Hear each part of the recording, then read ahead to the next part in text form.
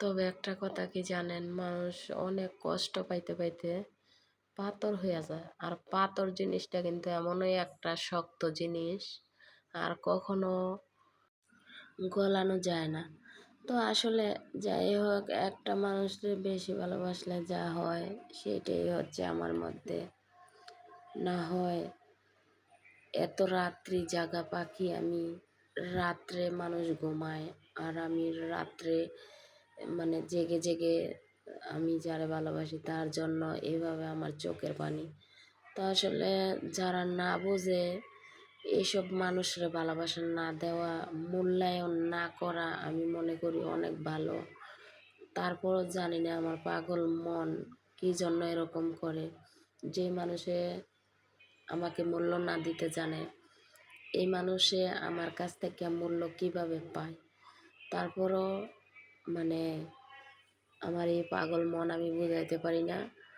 তো আমি এত অসুস্থ, আমার টাইফয়েডের জ্বর, ঠিক আছে।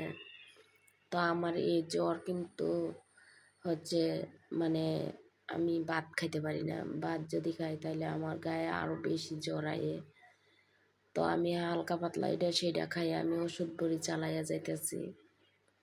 তো অনেক সময় মন চায় যে ওষুধ বড়িও আমি না খাই, কারণ যেহেতু একটা মানে সংসারের মধ্যে একটা নারীর জীবনের সুখ শান্তি বিয়ার পর তার স্বামী।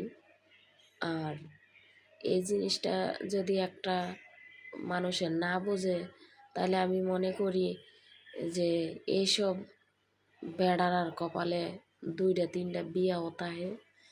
আর এইসব বেড়া মানুষ ফালাই দিয়া যাওন গইবালা। আর নারী হিসাবে কিন্তু অনেকটাই মানে নিজের প্রশংসা নিজে করতে নাই। আজকে দেখেন, একটা মানুষ কিন্তু একটা প্রেমিকার জন্য বাইরে একটা প্রেম ভালোবাসা করলে এরকম করে, ঠিক আছে। কিন্তু একটা স্বামীর জন্য এরকম করে না, কারণ তার স্বামী নিজের জিনিস, নিজের সংসার। তো কত মানুষ দেখি আশেপাশে 2 বাচ্চা 3 বাচ্চা ফালাই দিয়া, স্বামী ফালাই দিয়া অন্য পুরুষের সাথে বিয়া করে। আমি যেখানে আছি এইখানে ওই তার স্বামী তার জন্য অনেক কিছু করছে, তারপরেও এই স্বামী সংসার না কইরা অন্য এক বেটার সাথে পালাইছে। হয়তো তার ভালো লাগছে না, এই কারণে সে পালাইছে। আর দেখেন কতটা কষ্ট দেয়, ফোন দেয় না, অথচ ফোন আরও অন্যান্য কিছু এরকমই সমস্যা। তো এত কিছু বলতে আমি চাই না, তারপরেও আমি চাই আমার ছেলে মেয়ের দিকে তাকাইয়া আমি সংসারটা ঠিক রাখতে। কিন্তু একটা মেয়ে মানুষ চাইলেও কিন্তু ঠিক রাখতে পারে না ছেলে মানুষ ছাড়া। তো ছেলে মানুষরা কিন্তু এরকমই হওয়ার দরকার। তো ছেলে মানুষ বলতে এটা তো বুঝতেই পারেন আমি কারে বলতেছি। স্বামী ছাড়া স্ত্রী কখনো সংসারের মধ্যে মানে একটা আনন্দ উৎসব বা শান্তি একাকীভাবে পারে না। স্বামী স্ত্রী উভয় পক্ষ দুইজনই লাগে। তো এই জিনিসটা যদি হ্যাঁ না বুঝে, আজকে দেখেন এভাবে আমার চোখের পানি, আমি আজকে সারা রাত ঘুমাইনি, 2-3 রাত ধইরা আমার চোখে কোনো ঘুম আয় না। অনেক চেষ্টা করি ঘুমানোর জন্য, আমি ঘুমাইতে পারি না রাত্রে, অনেক চেষ্টা করি তারপরও ঘুমাইতে পারি না। তো সত্যি কথা বলতে রাত্রে আমার ঘুম আয় না দেখা আমি 4টা যখন বাজে রাত, তখন আমি হচ্ছে কাশির সিরাপটা মানে 3 চামচ একসাথে খাইয়ে নিছি যাতে আমার চোখে ঘুম আসে। তারপরও আমার ঘুম আহে নাই। তো আসলে এরকমভাবে সময় মানে কষ্ট করে কাটাইয়া সাইরাও সংসারের মধ্যে থাকতে চাই। এরই বলছে যে সতী নারীর কখনো সুখ শান্তি হয় না, আর অসতী নারী যেভাবে যাইভাবেই সুখে শান্তিতে থাকতে পারে, কারণ হ্যাঁ জানে এটা ভালো না লাগলে আরেকটা যাইব, আরেকটা ভালো না লাগলে আরেকটা যাইব। তো আমার ফ্যামিলির মধ্যে সবাই মানে এরকম সুখ শান্তি যেরকমই হোক একটা স্বামী সংসার করার চেষ্টা করে। তো আসলে চেষ্টা করলে কিন্তু একা চেষ্টা আর হয় না, স্বামী স্ত্রী দুজনের চেষ্টাই লাগে। তো আমি জানি না আসলে কি জন্য এরকম করে, অনেক ধৈর্য ধরতাছি। সত্যি কথা বলতে এখনও কিন্তু আমি মানে মানে আমার নিজের থেকে নিজে অনেক বিবেক করি যে আসলে আমি এইভাবে ভালোবাসলেও যদি স্বামী আমার ভালোবাসাটা না বোঝে, আমার কষ্টটা না বোঝে, আমার সুখে দুঃখে পাশে না থাকে, বেশির জায়গাত কম হইলেও থাকার দরকার।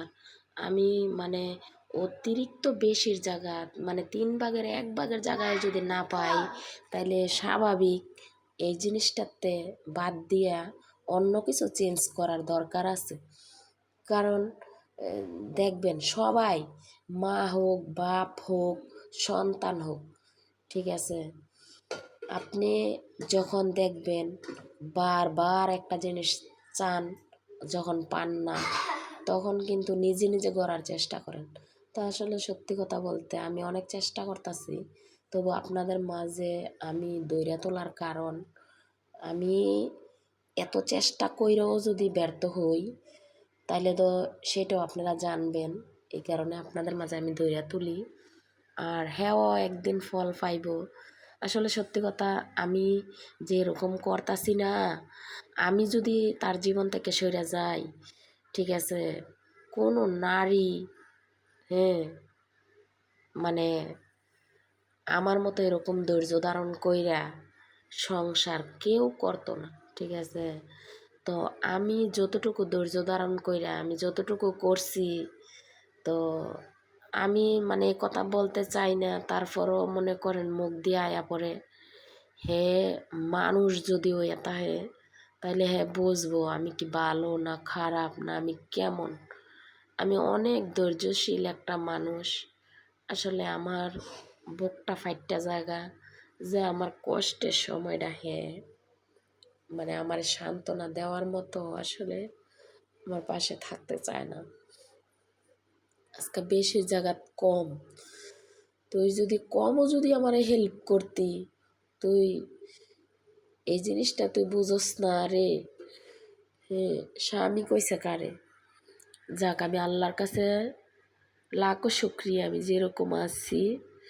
তো আমি মনেরা অনেক বুঝাইছি, অনেক সান্ত্বনা দিছি আমার মনেরে। আমি আর সান্ত্বনা দেওয়ার জন্য চেষ্টা আমি আর করতে রাজি না, কারণ রাজি না। তারপরে আমি মানে কোন জিনিসটা বুঝি জানেন, শুধু খালি আমার ছেলে মেয়ের দিকে তাকাইয়া, ঠিক আছে, কয়টা বাজে দেখেন, তার টেনশন করতে করতে মানুষ ঘুমায়, আমি ঘুমাইতে পারি না। সে কি মানুষ না জানোয়ার, না পশু? মানুষ নামে কলঙ্ক। মানুষ যদি হয়, একটা মানুষের চোখের পানি যে কত অভিশাপ, হ্যাঁ কি জানে না? হ্যাঁ জানে না চোখের পানির যে কত অভিশাপ। তো আসলে ইউটিউব একটা বিরাট বড় প্ল্যাটফর্ম। আমি চাইছিলাম না যে আমার লাইফের এমন কোনো হিস্টোরি ধইরা তুলি যে জনগণ আমার এসব কথা শুনবো, আমি চাইছিলাম না। তো আমার বাধ্য করছে আমার এই কষ্টের জীবনটা। আমি এখন দেখি যে আমার একটা বোন, মানে আমার এই ভিডিওর মধ্যে গতকালকে ভিডিওর মধ্যে এমন সুন্দর একটা SMS করছে, কমেন্ট করছে, মানে একদম আমার আত্মা শান্তি পেয়েছে। তা আসলে আমি মানে মানুষের কাছে এত ভালোবাসা পাই, কিন্তু আমার নিজের ঘরের মানুষের কাছে আমি ভালোবাসা পাই না। আসলে আমার কপালটাই পোড়া।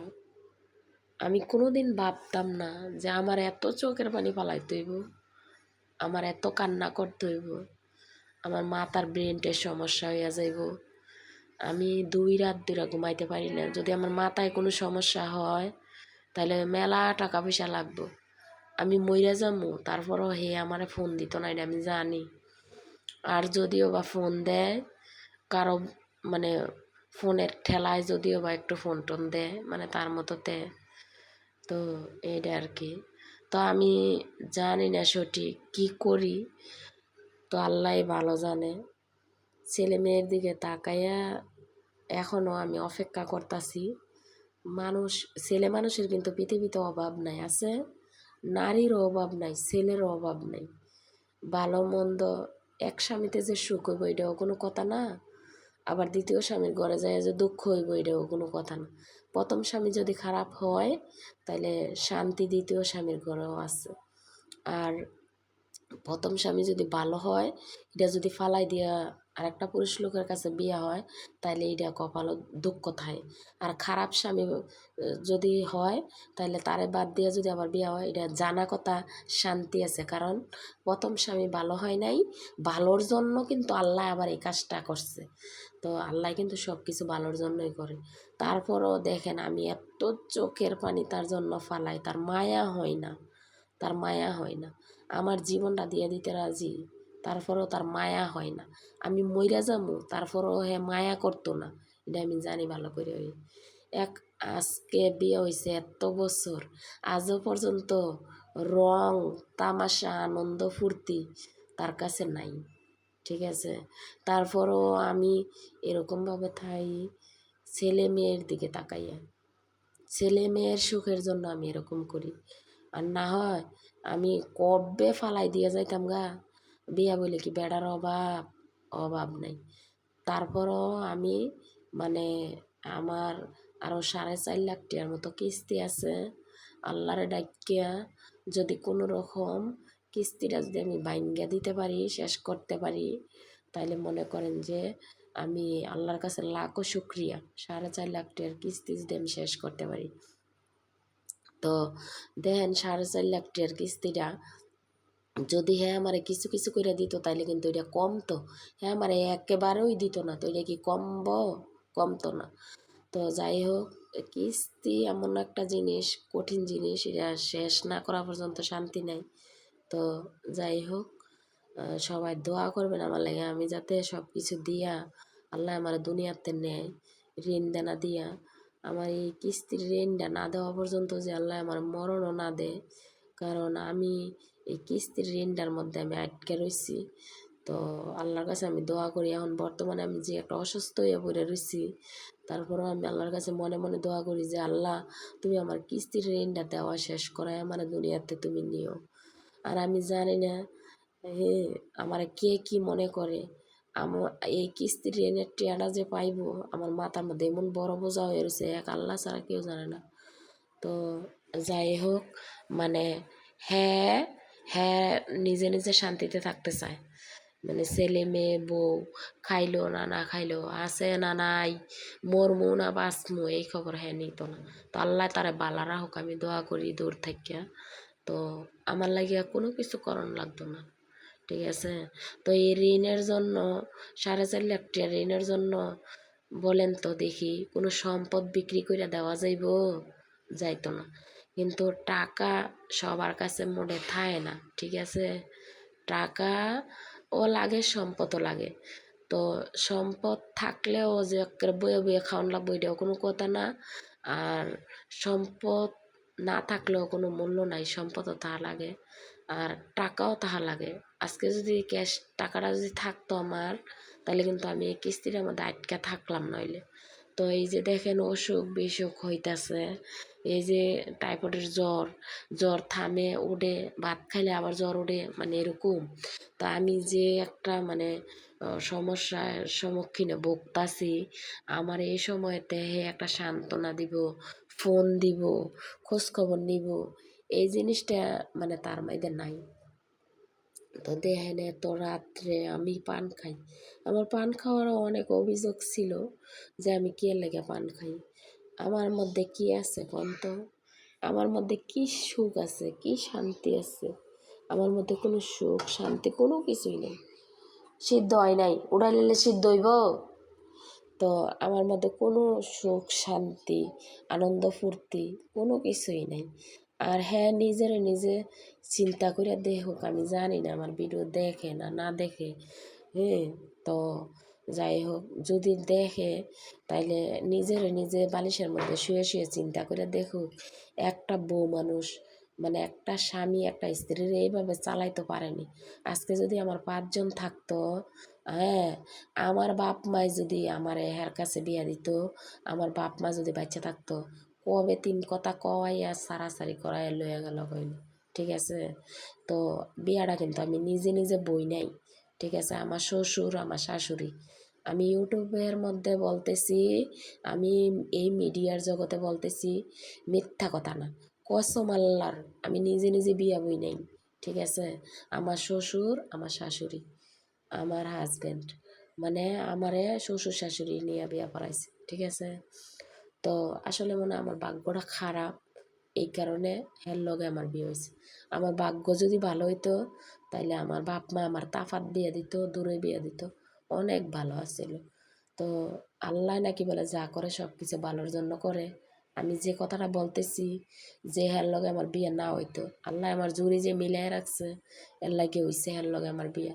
আর না হয় আমার হের লগে বিয়া হইছে, আজকে আমি তো কোনো রং আনন্দ ফুর্তি কোনো কিছু চাই না যে আমার এইটা সেটা দেব। আমার কসমেটিক আমি কিনি, আমার সব কিছু আমি করি। এই যে ঈদের সময় আমার বোনের নিয়ে মেডিকেলে আসছিলাম, আমি ঈদের সময় কোনো কাপড় চোপড় বানাইতে নাই।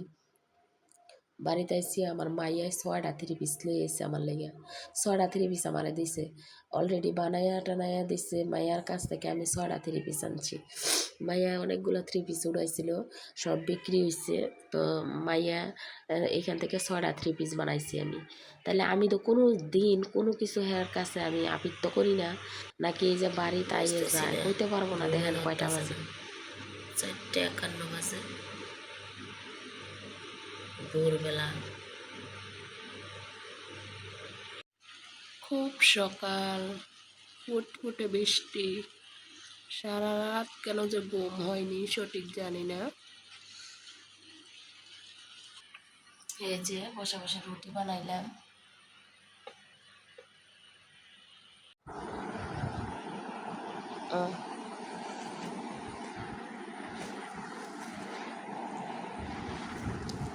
দাও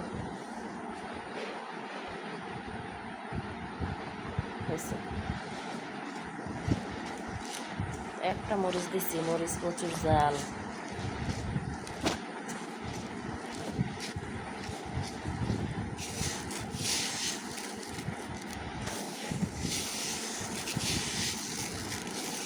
ঠান্ডায় মুখে কোনো রুচি নাই, কোনো স্বাদ নাই। এই বৃষ্টির দিনও চাউল বাজি কোনো কিছু খাইতে পারি না, ঠান্ডা জ্বর কাশি ভালো হইতেছে না। এই যে চাউল ভাজা নিয়ে আইলাম, শুকনা মরিচ ভাজা, রসুন কাঁচামরিচ, সরিষার তেল আর মরিচ একটা দেওয়ার কারণ আছে, মরিচটা বড়, আর তাছাড়া কারেন্ট মরিচ এটা খুবই জাল। ফ্যানের শব্দ হইতেছে মনে হয়। বিসমিল্লাহ। রান্না শেষ।